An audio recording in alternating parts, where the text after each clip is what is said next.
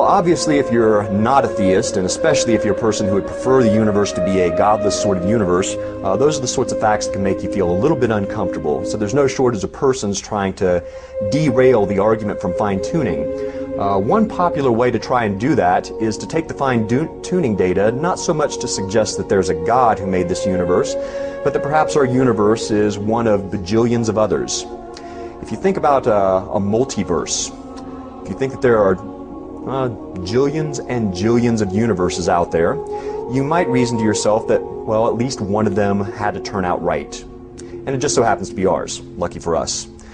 So multiple universe theory, incidentally, you can see on the October 2005 edition of Astronomy magazine, cover story, Why You Live in Multiple Universes. If you see all these little marble-looking things over the cover, those are literal universes, expanding much as ours is. Interesting, that cover title seems to take for granted that there actually are multiple universes. There have to be in order to get this sort of probability back up.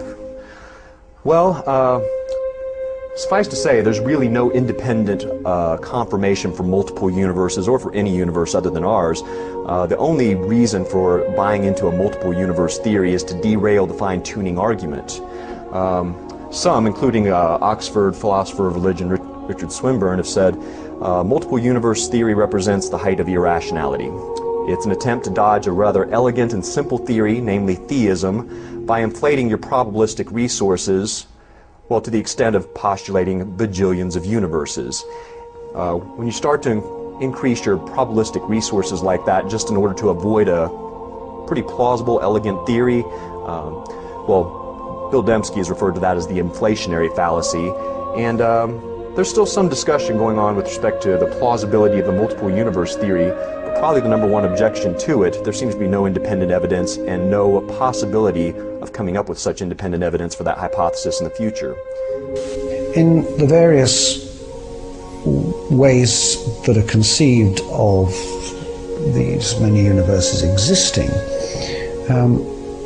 it's the case that they are unobservable in principle. The only universe we can observe is this one. These other universes cannot be observed even in principle. One problem is this. Sure, you could say if there were many different universes, all with different tunings, then it wouldn't be too unlikely that our particularly fine-tuned universe exists. But for this objection to carry through, the objector actually needs to assume that it's true that there are all of these different universes. And is there any independent evidence that such universes exist? It doesn't seem to me the case that there is. I mean, sure, if you had enough monkeys typing at enough typewriters, then they could produce the works of William Shakespeare just by luck. But nobody looks at the work of William Shakespeare and goes, there must be a lot of monkeys with typewriters somewhere. In the absence of independent evidence that there is a whole typing pool of monkeys working away, everyone knows that the most rational explanation of the specified complexity of a text like Shakespeare's work is that there was a single designer who produced it intentionally. And the same thing goes for our universe.